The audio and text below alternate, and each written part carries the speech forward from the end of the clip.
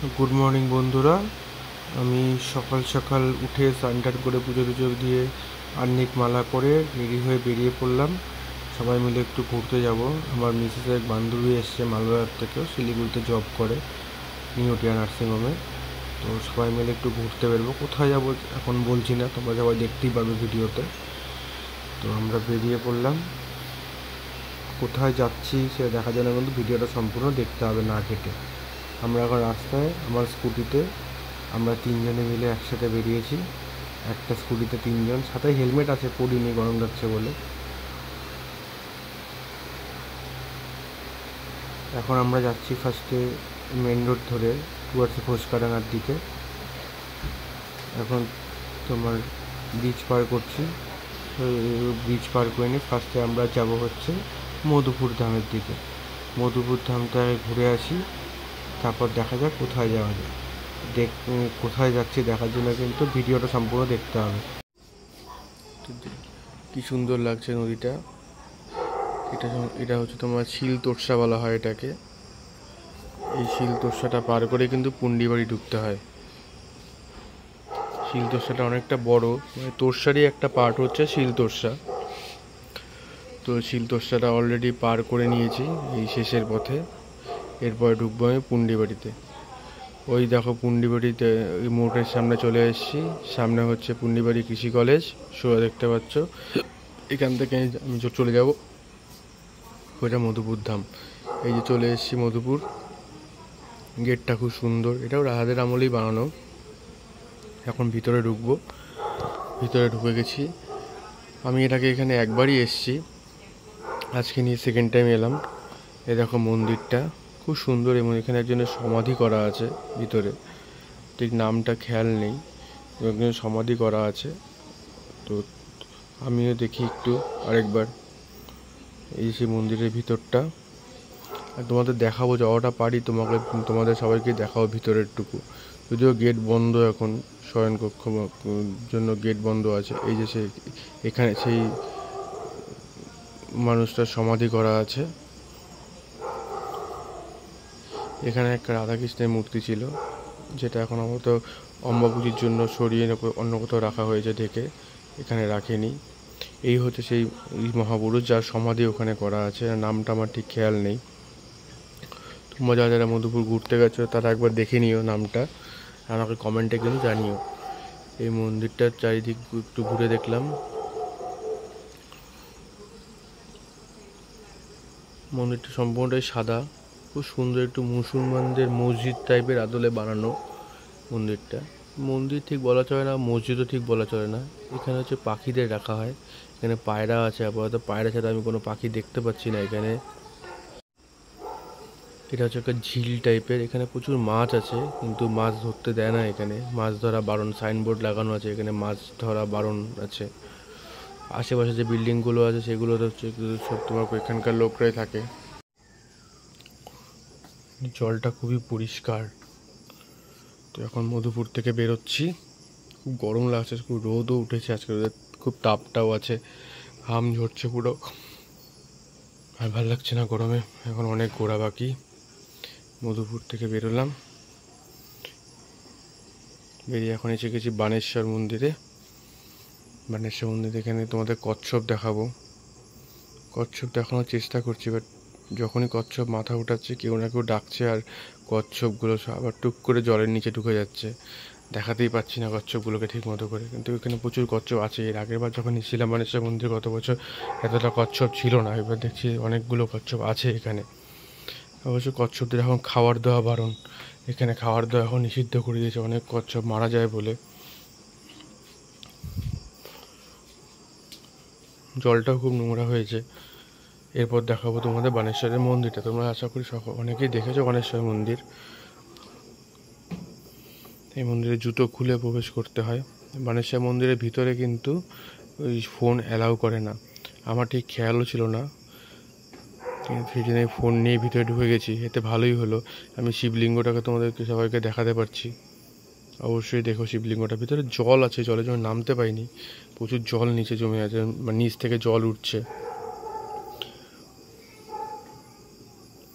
ওই দেখো শিবলিঙ্গটা। জয় বাবা ভোলেনাথ, ওম নমঃ শিবায়। দেখো পুরো জল হয়ে আছে, পাইপ দিয়ে জল টানছে বাইরে, তবুও নিচ থেকে পুরো জল উঠছে। এটা হচ্ছে বানেশ্বর মন্দিরের ভিউটা বাইরের থেকে। সুন্দর মন্দির, রাজার সময়কারই মন্দির। যে কুচবিহার রাজার সময়কার মন্দির, স্বপ্নে পাওয়া মন্দির, স্বপ্নে পাওয়া শিবলিঙ্গ। এখানেও খুব সুন্দর সুন্দর পরিবেশ। আর বানেশ্বর যারা আসবে তারা তো শুধুমাত্র আসবে কচ্ছপ দেখতে আর এই আমাদের বাবা ভোলেনাথকে একটু তোমার দর্শন দিতে। এখানেও শিব ঠাকুরের মন্দির আছে। এবার আমরা বেরিয়ে এসেছি। বানেশ্বর এলে বানেশ্বরের দই খুব বিখ্যাত। তো দোকানটার নাম হচ্ছে তৃপ্তি মিষ্টান্ন ভাণ্ডার। এই দোকানে প্রত্যেকটা মিষ্টিও খুব সুন্দর, দইটাও খুব সুন্দর। অবশ্যই আগের বার যখন এসেছিলাম তখন দইটা আরও বেশি টেস্ট ছিল। এখনও দইটার খুব টেস্ট আছে, কিন্তু সেই আগের বারের মতো সেই টেস্টটা ক্ষীর দইটা আমি পেলাম না। এটা সত্যি কথা, আগের বারের মতো সেই ক্ষীর দইয়ের টেস্ট পেলাম না। আলিপুর থেকে যে তোমার বানেশ্বর থেকে যে সে মেন রোডটা উঠছে রেল লাইন পার করে, যেটা তোমার ডান দিকে চলে যাচ্ছে আলিপুর, বাদিক চলে যাচ্ছে কুচবিহার, ওই মোড়টার মধ্যে একটা মিষ্টির দোকান আছে। ওই দোকানের দইটা সব থেকে বেশি বেস্ট এখন আজকের ডেটে। দইগুলো দেখছো ক্ষীর, আগের যখন যারা খেয়েছো তাদের এর মধ্যে খালি ক্ষীরই থাকতো, এখন খালি দই আছে, ক্ষীরটা তোমার কমিয়ে দিয়েছে।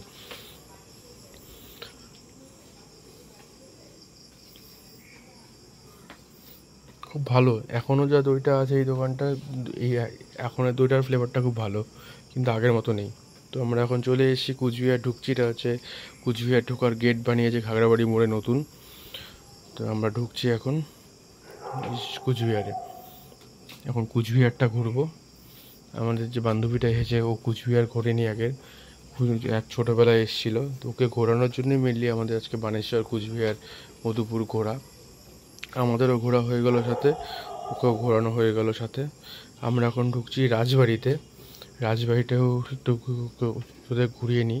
আপাতত যাচ্ছি টিকিট কাউন্টার দিকে, টিকিট কাটবো, কেটে নিয়ে এখন ঢুকলাম রাজবাড়িতে। অনেকটা দূর হেঁটে ভিতরে ঢুকতে হয়। পাশে আমার মিসেস, আর তার পাশে হচ্ছে আমাদের বান্ধবী, ওর নাম হচ্ছে জয়ন্তিকা পাল। আমি অফিস থেকে একটা কন্টেস্ট, হেলথ ইন্স্যুরেন্সের কন্টেস্ট কোয়ালিফাই করার জন্য একটা সেলফি স্টিক পেয়েছিলাম দামি, ওটা নিয়ে আজকে ফার্স্ট বেরোলাম ব্লগিং করার জন্য। খুব কাজে লাগে এটা আমার। দেখতে পাচ্ছ যে তোমার চারিদিকে সবুজ আর সবুজ, চারিদিকে ঘাস আর গাছপালা রাজবাড়িতে। খুব সুন্দর লাগে ভিউটা। যারা যারা কুচবিহার রাজবাড়ি গেছো তারা জানবে যে খুব সুন্দর ভিউ পাওয়া যায় এখানে। ওই দেখো দূর থেকে দেখতে পাচ্ছ রাজবাড়িটাকে, রাজবাড়িটা খুব সুন্দর লাগছে।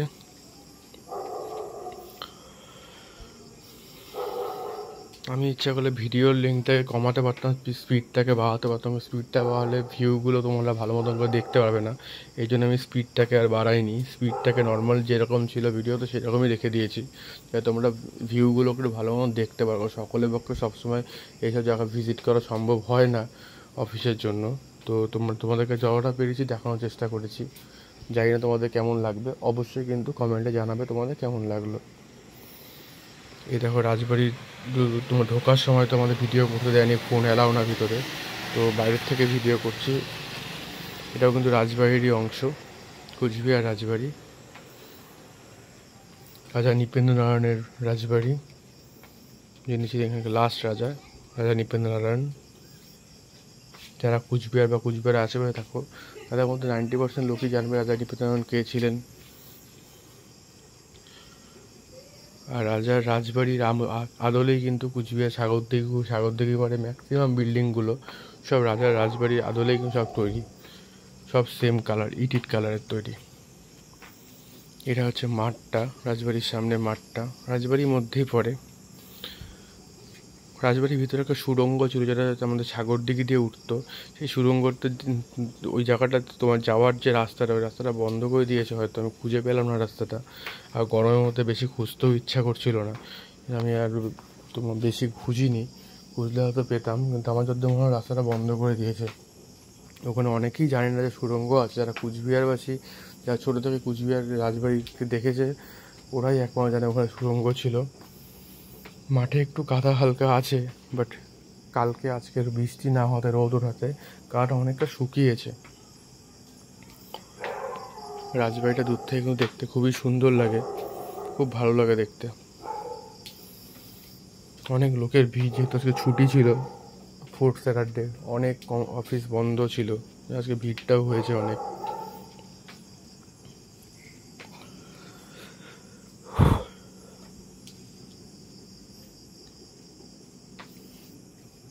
তখন রাজবাড়ি থেকে বেরোচ্ছি, রাজবাড়ি থেকে বেরোয় রাজবাড়ি পার্কে ঢুকবো।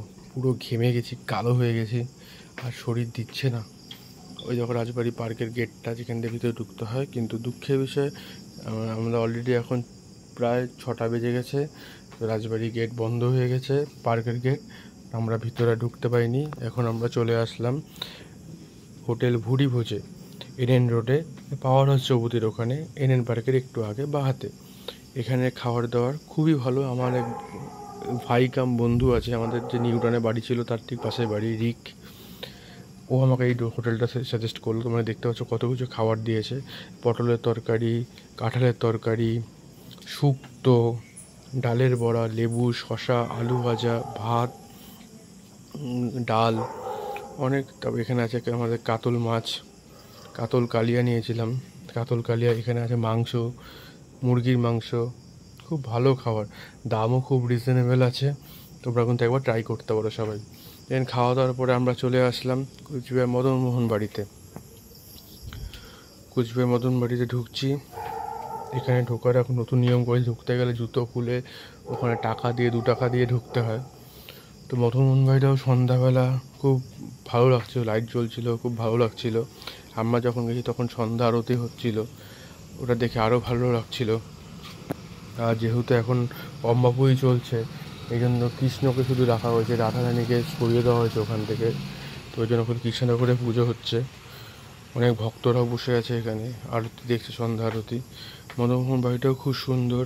এখানে আগে সোনার রাধাকৃষ্ণ ছিল, যেটা তোমার চুরি হয়ে গেছিলো, এখন অষ্টধাতু একটা রাধাকৃষ্ণ রাখা হয়েছে এখানে। এখানে অনেক আম গাছও আছে মদনমোহন বাড়ির ভিতরে। এই আমগুলো পাড়তে দেয় না, এখানকার যা লোক ওরাই নেয়, খালি শুধুমাত্র পাড়তে পারে, বাড়ির লোকদের অ্যালাউ করে না। এখানে মদনমোহন বাড়িতে রাসমেলার সময় প্রচুর সুন্দরভাবে সাজানো হয়। যখন রাসমেলা হবে, ভাবছি এবার রাসমেলাতে আসবো, তখন তোমায় দেখাও কখনো সুন্দর করে সাজানো হয় মদনমোহন বাড়িটাকে। আমি লাস্ট 2011-তে এসেছিলাম রাসমেলাতে, তারপর থেকে 13 বছর কেটে গেছে, আমি রাসমেলায় আসিনি। এবার ইচ্ছা আছে আসার। এটা হচ্ছে মায়ের মন্দির মদনমোহন বাড়িতেই, যেহেতু অম্বা পুজোর জন্য মুখ ঢাকা আছে মায়ের, তোমাদেরকে দেখাতে পারলাম না। তো এখন আমরা ফিরছি। এখন আপাতত ঘোষকাডাঙ্গা পার করে গেছি, কিছুক্ষণের মধ্যে বাড়ি ঢুকে যাব। আমি বাড়ি চলে এসেছি, এখন ঘরে ঢুকবো, ফ্রেশ হব। ফ্রেশ হয়ে যদি একটু ডিনার করার ইচ্ছা হয়, পেটে আর জায়গা নেই, তাহলে তোমার ডিনার করে শুয়ে পড়বো। শুয়ে পড়ার আগে ব্লগটাকে এডিট করব, এডিট করে দেন আমি ঘুমোতে যাব। কালকেও কিছু জায়গায় ঘুরতে যাওয়ার প্ল্যান আছে, কোথায় যাব এখনই বলছি না। তো দেখা হচ্ছে পরের ব্লগে, টাটা, গুড নাইট।